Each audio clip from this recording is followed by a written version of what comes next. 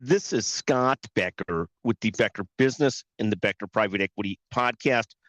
We try each day to bring you 1 to 2 business and market insight episodes, plus an interview with a brilliant business leader. This week, we're joined by one of our regular guests, who's literally one of the smartest people I ever get to visit with. But we're talking today to David Pivnick. And today's a little bit different episode. Rather than talking business or leadership, we'll be talking sports with David Pivnick, because David is both brilliant and an avid sports fan. David, I'm going to tee you up in a second. I'll give you a couple of the sports stories that I'm watching, but I'll first start with you. We're going to talk sports today, and that's the title of today, Sports with David Pivnick. David, what are the big sports stories that you're watching currently? What's top of mind for you?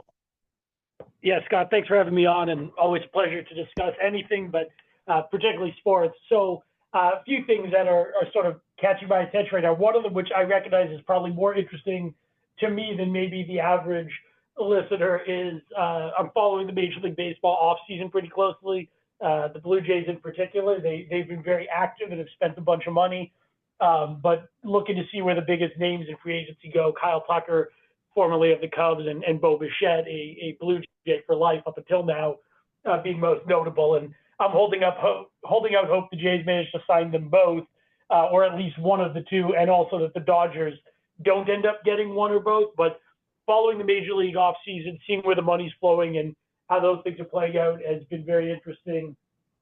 Certainly as we approach, the Christmas break, the football season is in full swing, and I've been interested in how the Bears are doing. I think the Bears are going to beat the Packers in round 2, and I think the Bears could actually win the division, or at least make a good spirited run down the stretch, particularly now that the Packers don't have Micah Parsons. So very excited about that, and view that as a promising development and certainly paying attention. And then I'm very focused on the NBA right now, both because the Oklahoma City Thunder are utterly dominating, and it's been really fun. I know a lot of people don't like them. I'm fairly indifferent, but I like and respect dominance, and they've just done such a phenomenal job building a strong organization top to bottom, from a management, coaching, and player development standpoint. So watching their dominance is pretty interesting, and then seeing how the trade market's going to shake out, particularly as Giannis, something I've been monitoring as well. Great. So let's pick up on those 3 stories, and in a little bit, I'll add a fourth about Phillip Rivers. But let's start with a couple of these, and I'll tie together Toronto and Oklahoma City, because these are 2 teams that aren't thought of as necessarily the biggest budget markets. And somehow or another, Toronto's got the 4th or 5th largest payroll in the country and continues to really double down on trying to win it all. They got very close this year. Then Oklahoma City, which is nobody's metropolis, even the people from Tulsa tend to look down at Oklahoma City, has become a real city and somehow or another incredibly dominant in basketball. And I'd love to get your thoughts on how these 2 teams, these 2 cities have done this, because people thought the days of second market cities or smaller market cities being competitive were over, just with the amount of money spent on payrolls and everything else. Talk a little bit about Toronto and how they've grown to spend so much. I think they're up to $250 million a year or so, and probably going higher. And the same thing with Oklahoma City Thunder. How have they managed to do this? Yeah, so totally different approaches and different stories. The Jays, and first of all, sorry, before I get to this, I do have to start with, it's metropolis, Scott. I don't know what a metropolis is. Maybe that's how they pronounce it in Oklahoma City. Perhaps that's where you're talking, but it's metropolis for the rest of us. But as to the Jays, they were already above 250 last year, 250 million. This year they're going to cruise past 300 million.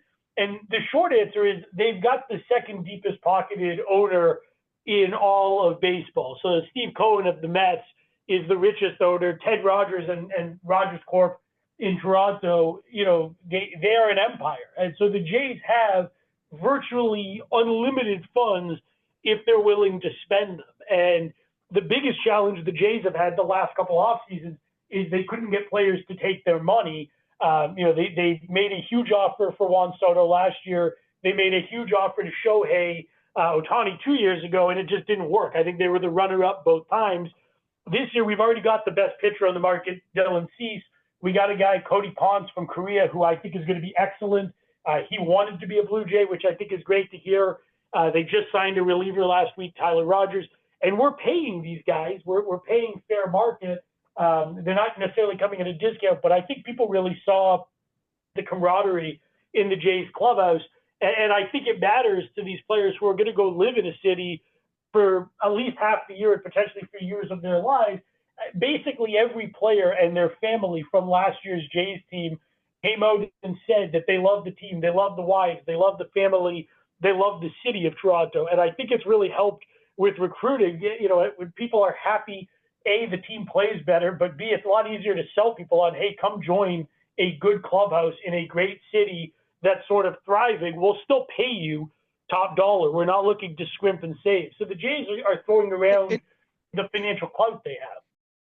And let me ask you a question. Does the team then run at a loss because the owner's so rich that they could do that? Or do they still map? Do the numbers still work? Or is it doesn't matter because it's an advanced hobby for Rogers? Yeah. How does that work? Can they still make money at those payrolls? Or is it just you do grow the net worth of the franchise, but not necessarily make money year to year when you go those big on numbers? I think in Toronto, there's money to be made with a winning team.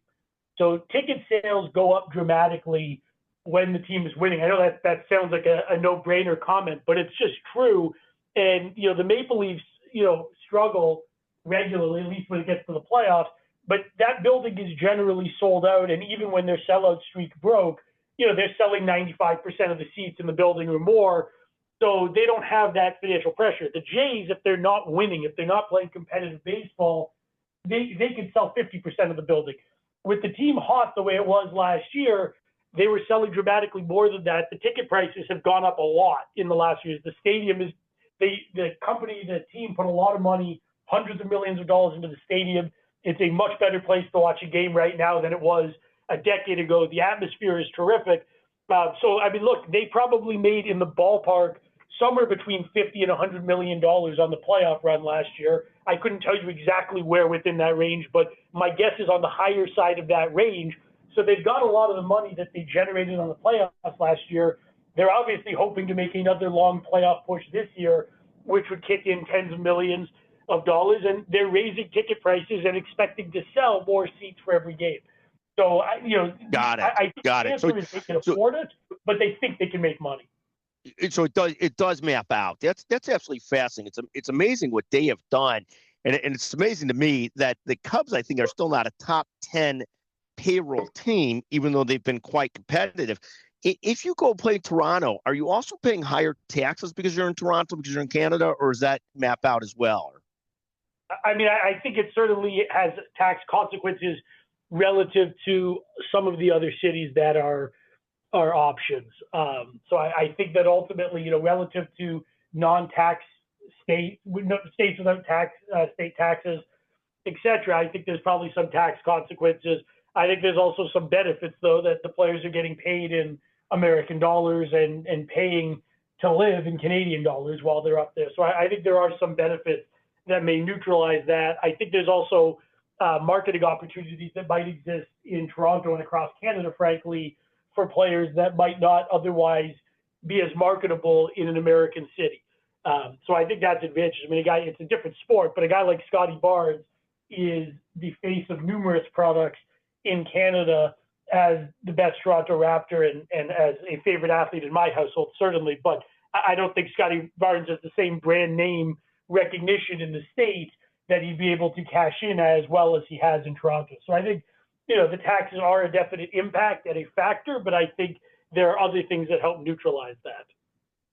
Thank you. And talk to us about how the Oklahoma City Thunder, which has been competitive for some time now, how have they managed to make that happen when, again, I do it as a comparison to our Chicago Bulls are so bad. How is the OK City, how have they made that work where, in contrast, our Chicago Bulls, which were located in Chicago, are just sort of very middling at best. How does Oklahoma, how do they do that? How does that happen? Yeah, I mean, the first thing, we talk on a lot of these calls about having a long-term vision and a plan and working towards a goal and sticking to it. And the Thunder have really done those things. They've got incredible leadership. They've got a great coach. They've got incredible general manager. They've got owners who are willing to invest in the franchise, but they built slowly, steadily, and patiently. They got some luck along the way, certainly, in terms of where they've ended up in the draft, how some of their picks have played out, but they've made consistently intelligent decision after decision after decision. And some of it, they got lucky, like Kawhi Leonard and his hubris, frankly, when he, pushed his way, didn't want to stay in Toronto coming off the title, which love the guy for bringing the Raptors a title, but I think he made a mistake leaving. But it wasn't just that he left to sign elsewhere. He told the Clippers, I'm going to sign with you, but you got to go get Paul George. And the Clippers ended up trading Shai Gilgeous-Alexander, the reigning MVP of the league, and I think it was 6 first-round picks to get Paul George from Oklahoma City. So the Thunder gave up a depreciating asset on his back legs of his career, and they brought in one of the best scorers in the NBA. He was only going into his second year at that point. They've obviously helped to develop, and then they got a half dozen first-round picks that have looked pretty good. And then they maximized those draft assets by making smart trades, but also by getting good picks later in the first round. Like Jalen Williams is their second-best player, and they picked him, in the back half of the lottery. So they've really just had a good plan. They've built slowly and steadily, built incrementally. They haven't gone out and signed huge free agents, and they've made moves that make their team better. And then even when they've made mistakes, like I think Alex Caruso is a great player, but I think objectively trading Josh Giddey, who's great in Chicago, to bring in Alex Caruso in a one-for-one deal wasn't a great deal. But the Thunder were able to recognize they needed what Caruso brings: leadership, defense, some of those skills that Josh Giddey doesn't specialize in. Maybe he will be a great leader later, but he wasn't on that team, and it helped them win a title next year. And for the Bulls, I think getting Giddey for Caruso was an unbelievably great move as well. But the Thunder have just built consistently and put a great team in place. They've avoided making the huge multi-pick trades for a superstar in the other direction. They haven't brought in a Kevin Durant. They've been rumored to be wanting Giannis for years.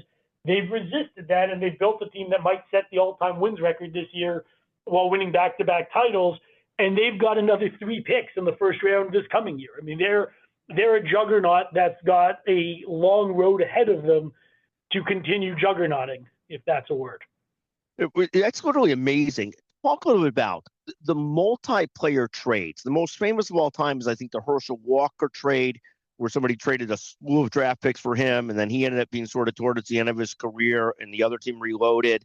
Micah Parsons was thought of as a brilliant maneuver by the Packers, and this shows a little bit of the fragility of sports. And Micah's been a force this year, and then his knee, had an ACL tear this weekend, and that always puts a guy's career in question. How do you sort of judge these multiplayer? Like, obviously, the Thunder has done fantastic with this multiple draft choices. It's unbelievable how much they've recruited benefits from it. The Blackhawks are finally seeing the benefit of their long-term strategy of accumulating lots of draft picks. How do you view some of these multiplayer trades for draft picks, and how good the Micah Parsons trade looked for the Packers just a week ago? How do you think about those things? Yeah, I mean, look, health always matters, and it's hard to evaluate a trade or criticize too much based on health. The Packers were trying to win a title this year and made a sort of all-in type move to get Parsons, and I think with him, they were a real contender. I think without him, they're probably not. I think the Cowboys took a lot of grief for not trying to compete this year, and they're not going to make the playoffs without Micah. But, as a Cowboy fan, I can tell you Micah wasn't going to make the Cowboys season dramatically different. And going into next year with Kenny Clark, Quinn Williams, some $20 million in extra cap space and an extra first-round pick, I think the Cowboys will be better for it next year. To me, it just comes back to, what is the team you're trying to build? Are you one piece away from a championship? I think making those kind of all-in moves makes sense if you assess the situation correctly and know that you can get the job done. So in sports, that's winning a championship. When the Raptors traded for Kawhi, they knew he didn't really want to be in Toronto. They knew there was going to be a strong chance that he would leave, and he did. But they also recognized they could give up 3 significant pieces, including DeMar DeRozan, who was the best or second best player on the team at the time, and make a legitimate run for a title, which they did, and then they won the title. So that was an educated, smart, all-in aggressive move that worked. I think when you misfire, like the Clippers building around Kawhi and Paul George and not much else. Okay, go ahead. 100%. Yes. No. 100%. Talk for a second about, I think the feel-good story of sports this past week is Phillip Rivers, 44 years old. He had been out of football for several years. The Colts bring him in to start. He plays fine, not great, but fine. Talk about that for a second. That's an amazing story, isn't it? I mean, yes and no. I think it's amazing that he was able to get out there, play somewhat competently. I'm not sure it was, at the NFL level, certainly he did a lot better than I would have done at quarterback, but relative to an NFL quarterback, I think somewhat competent is a fair assessment. I think that it says a lot about his abilities that he's able to come in as, a guy who retired a couple of years ago, father of, I think, 10 kids, grandfather, etc., and still play at a high enough level to contribute at all in the NFL. So I think all of that is kind of cool. I also think there's something to be said for, he's got a full life. He's got a lot going on. And on some level, I think it's interesting that he felt compelled to come back, whether it's for the money or the opportunity or otherwise, when I think he's got a lot on his plate. But God bless, it's not for me to judge. And I think it's a sad state of affairs for the Colts that they're trying to be competitive this year. They made their own all-in move at the trade deadline. They traded a couple first-round picks and a receiver that they like, Adonai Mitchell, to bring in Sauce Gardner from the Jets, shore up their defense, and try and win a title this year. And the second they do that, Daniel Jones goes down and is out for the season and into next year probably. And that's super unfortunate because Daniel Jones, to me, was one of the most best feel-good stories of the season this year. A guy who really struggled early in his career, had been declared a bust, and then emerged this year to become a superstar. So to have that yanked away, the fact that the Colts didn't have a good backup or even a competent backup in-house, the fact that they allowed the relationship with Anthony Richardson, a guy they picked in the top 5 picks of the draft, I think 3 years ago, like in the very recent past, that relationship was so strained that they couldn't count on him at this point because of how they've handled it, and he's hurt as well. But I think there were a lot of things that went wrong to have Phillip Rivers be the solution, and I think the Colts have absolutely no chance of going anywhere this year with Phillip Rivers at the helm. So I wish him the best of luck. I know that you heard the news and immediately thought it might not be too late for you to get on the ATP tour. I wish you the best of luck with that as well. But as a general statement, I don't think these things are going to work out for you or Phillip Rivers quite as you might hope. No, but it was, I just give him so much credit. He's been out of the game for 4 or 5 years. Right. The backup quarterbacks in Indianapolis were so offended by this that they were irritably upset about the fact that they went out and brought in a guy who's been out for 4 or 5 years. The beauty of this is one of the reporters asked Phillip Rivers at a press conference, what's your playing weight right now? And Phillip Rivers, who's 4 years out of the league and out of shape, said, I don't know. Do you know what your weight is? It's just like, it's just literally great TV. And Phillip Rivers saying, I was never that mobile to begin with. I stay in the pocket, take my hits. And he's up there in the all-time passing records and yards and all those kinds of things. Obviously, it almost does seem like comedic, like the Bad News Bears, to bring in a guy who's 4 years out. It wasn't like Phillip Rivers was Tom Brady, and he's been out for a long time, and he was great, but he wasn't like Tom Brady. But it is sure fun and interesting to watch. The other feel-good story in sports, which is another weird story, is the Golden State Warriors have a guy playing, last name is Spencer. You'll know the details better than I do, but this is a guy who didn't play college basketball until after his college lacrosse career, was the best college lacrosse player of all time, and now is getting real minutes in the NBA after not really being recruited, not really playing college basketball. He played, I think, 1 year after he was done with his lacrosse career, but just a crazy athlete who's transferred to basketball and putting up 7.5 points a game and more. Yeah, and I think first of all, I agree completely. Pat Spencer's a great story. My sons are loving watching him play and seeing the highlights, especially as he talks trash to other players. And I think the biggest takeaway I glean from a story like Pat Spencer's is pro athletes are just not actually just like us. Like these guys are just on a whole different level, and their skill sets as athletes and physical specimens is just something that, it's hard to even comprehend. I look at a guy like the Bucks had a player for years. I forget who he plays for now, but Pat Connaughton was on the team through last year. And I mean, that's a guy who threw a 96-mile-an-hour fastball as a collegiate baseball player, and then is one of the best three-point shooters and one of the best dunkers in the NBA. I mean, these guys are just on a whole different level. But I'm thrilled that you wanted to say something about Pat Spencer, because you started down the road of feel-good stories and the Golden State Warriors, and I thought you were going to say something about Draymond Green or Jimmy Butler, and couldn't wrap my head around how either of those guys could be associated with a feel-good story. No, that's exactly right. But it really goes to point. There's this great, this study, and people talk about, if you or I had put in, and you have great hand-eye coordination, so maybe it would work out better for you, had put in 10, 12 hours a day our entire life at a certain activity, a certain sport, I would at least still be very marginal at best, and certainly not making the pros in anything. Whereas here's a guy who never really played serious advanced basketball, but just is a crazy athletic specimen and crazily coordinated, and is able to transfer his athleticism to the pros. He's now 29 or 30 years old. I don't think he's starting, but he's getting serious time. He's not quite a rookie, but he did play in the G League, the developmental league last year, and is now actually playing in a contributor at a real level. And it just goes to show exactly what you said about certain people are different level athletes.